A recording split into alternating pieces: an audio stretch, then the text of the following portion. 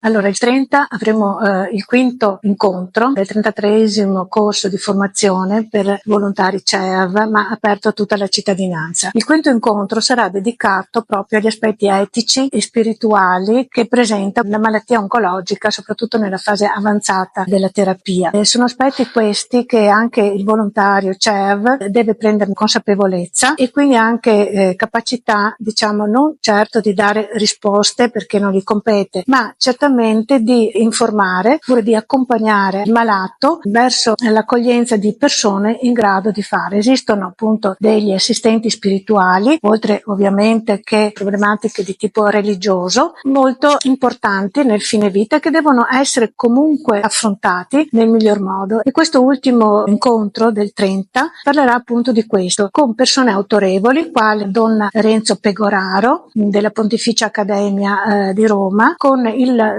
professor Rodriguez, che si interessa appunto anche di DAT, cioè di dichiarazioni anticipate di fine vita appunto, e quindi otterremo delle informazioni estremamente importanti per quanto riguarda queste problematiche, ripeto, che anche il volontario deve sapere non certo gestire, ma accogliere e accompagnare il paziente fino alla fine. CEAV è sempre presente per dare sostegno non solo al malato oncologico ma anche ai loro familiari nel difficile percorso della terapia oncologica. È sempre a disposizione per dare una mano attraverso appunto i volontari che sono assolutamente preparati per farlo.